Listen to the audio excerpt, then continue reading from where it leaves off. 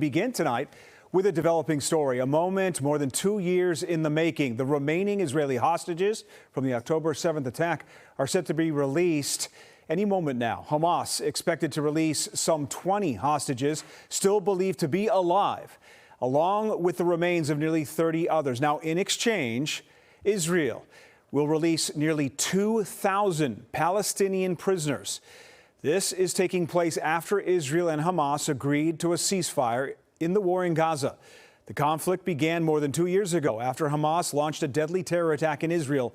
The Israeli hostages expected to be picked up by the Red Cross early Monday and then transferred to Israeli forces. They will then be reunited with their families and flown via helicopter to local hospitals for medical treatment. President Trump is on his way to Israel tonight. He boarded Air Force One this afternoon. The president expected to arrive tomorrow to meet with families of the hostages and to deliver an address to the Israeli government. Trump will then head to Egypt to finalize the peace plan with Hamas. This is a day so many around the world have been waiting for, including right here in Chicago.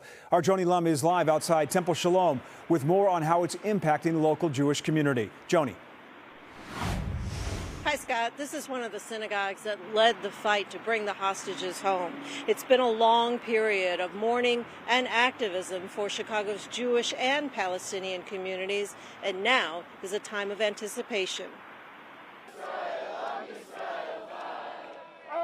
Chicago's Jewish community has been working towards this day by providing support to families who have been suffering for 2 years. We felt this connection because we're finally seeing the fruits of all of our advocacy of getting the hostages, the live ones, home, and then also a sense of sadness for those 28 or so families that unfortunately will be having their loved ones in a body bag. And so we have to be happy, joyful for those that get their live ones back, but then also be understandingly sad and remorseful for those that are getting their loved ones in not the way they wanted. The October 7th, 2023 Hamas-led attack on Israel led to numerous vigils and protests in Chicago. The first American hostages to leave captivity were Judith Renan and her daughter Natalie of Evanston. But there were darker days for the family of Hirsch Poland Goldberg.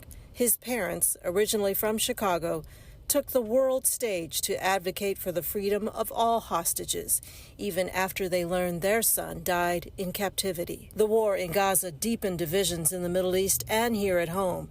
Mayor Brandon Johnson's office reported anti-Jewish hate crimes rose in Chicago by 58% in 2024 compared to the previous year. I begin to feel like there's something more to it, and maybe more to it is the fact that there's a real discriminatory kind of effect and attitude against the very existence of the state of Israel and Jewish people having a right to their homeland.